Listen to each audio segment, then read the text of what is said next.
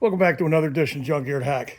Today, more boring Biscayne video, but we're going to go over a few things that I did kind of after the fact to save you the cussing and the fussing and everything like that. This Biscayne, I've been replacing standard parts on it, like maintenance type stuff, a little bit at a time. And one of the things I hadn't done yet is put front shocks on it. And as a result, when you drive it, you need Dramamine because it bobs up and down like a boat and gets you seasick. But I have since cured that and put new shocks on. Let me show you these shocks over here that I took off.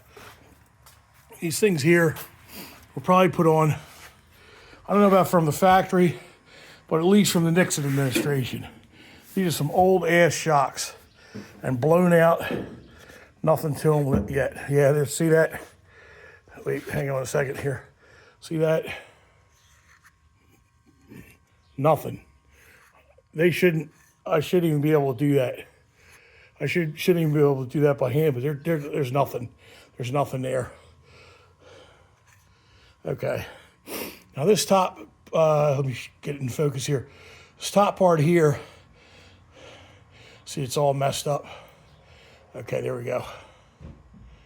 This top part here goes through the fender well and the top of the upper control arm. Hang on a second, let me get a better shot at it. Down here, see where the new shiny parts are, it goes there. And most of the shocks that I've been used to have a big hole and they have two rubber grommets that go on either side of the big hole. But this one is an older car, and it has a small hole that just allows for the tip. Let me get it in focus. The tip of the shock to go through. So it just has the bottom rubber part. Okay, bottom rubber part here. So standard setup here where it's like one bolt at the top and two bolts at the bottom and hold it. Yeah, let's show you right here. Yeah, two small bolts that go there, and they're threaded capture nuts that are in the what is it, lower control arm, I guess it is. No problem. This is a Texas car, so it wasn't all corroded and rusted. I got it out with a little bit of Croil, no problem. This nut here was a bitch, and the reason why is because it spins and spins and spins when you try to take it out. Now, normally there's a flat spot on each side, so you can put a 5/16 wrench on there and hold it and get it off. But that wasn't working, so I tried a vice grip on the shaft right here, the shaft, and I gripped it down really hard, but it didn't matter. It was still spinning no matter how hard I put that vice grip on there. I wound up using the angle grinder, or as I commonly refer to it as death wheel, to cut those nuts off. And I cut it down not this way, but this way, long ways. And that's why you'll see, let me back this up a little bit, the damage on that tip there, the flat damage on them threads. Maybe this one's a little bit. Yeah, there you go. That's where the death wheel caught it. Anyway, two cuts, a chisel, out the nut came, slammed her on home, no problem. We're going to address a few things with this car tomorrow.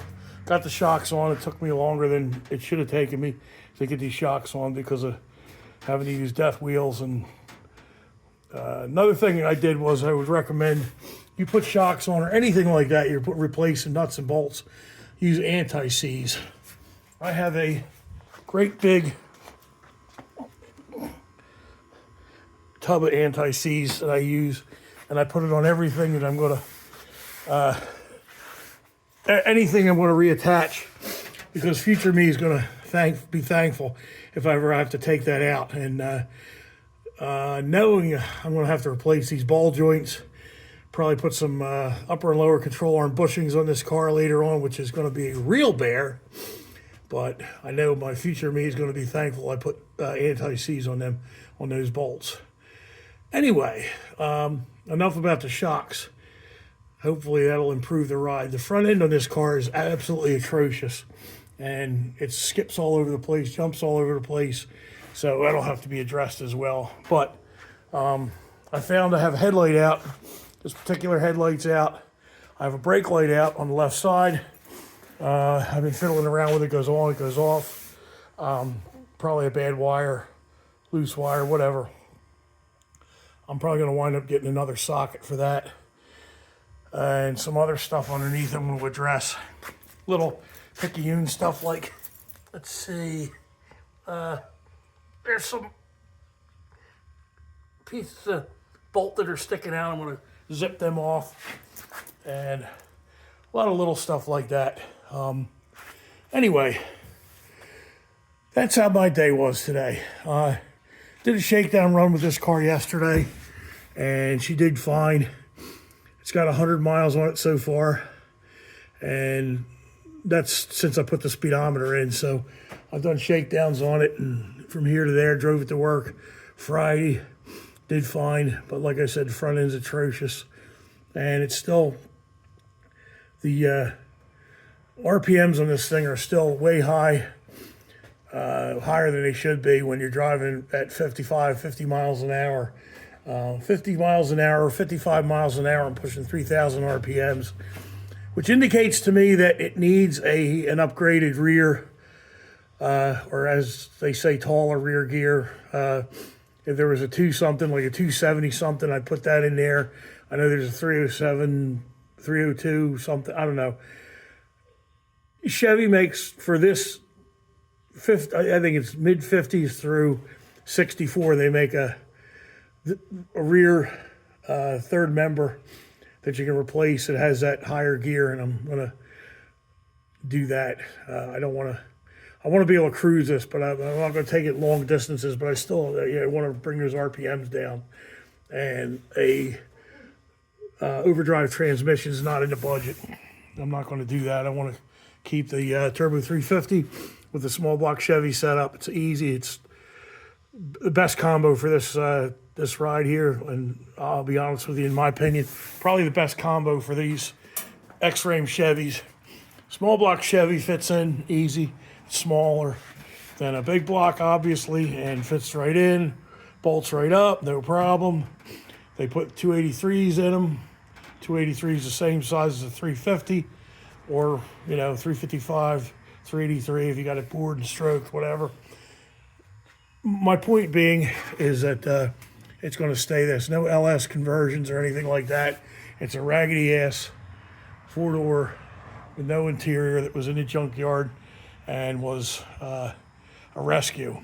And on that note, just another thing about these junkyard cars. You rescue a car out of the junkyard, you can count on replacing every single system. You're going to have to completely replace all the brakes from the master cylinder, all the brake lines, all the wheel cylinders. If you want to convert it to front disc, by all means, that's your thing. Not me, I'm not doing that. I'm going to keep it stock. When it was brand new, it stops. It stops it just fine. It's not a race car, I don't care. And yeah, I'm keeping a single pot master cylinder, and everybody, is crying about, how dangerous they are if they lose things. Well, if these cars were used that way, since they used used brakes, and they were just fine. Again, this is not a race car. It's not going that fast. I don't plan on driving it any faster than 55 or 60 miles an hour at tops, even with the higher rear end. So this setup is going to stay, and there you go. So anyway, just wanted to update you what I'm doing here. Another 60 Biscayne update. Sorry about nothing more interesting than that, but this old girl needs a lot of work, and working on this car is therapeutic for me. So when I'm having a bad day, I'm having a rough time of it, I'll pull this up and do something to this because it needs a lot of work and it's never ending.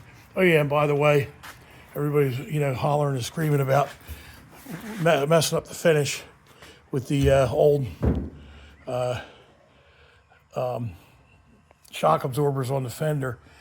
Keep in mind, you haven't seen my videos prior. This paint is rolled on with a roller. It's Rust-Oleum satin black, and it was rolled on. So even if it scratches, it's not a problem, not an issue. So anyway, that's it. I'm going to sign out for today. Tomorrow I'm going to do a couple more picking things on it after work, and that's it. So if you got a project, get out there and start working on it. Can't get anything done to it, or you're sitting on the couch. God bless. Everyone have a safe rest of your week. Safe week. And like I said, take care and get out there on your project. Adios.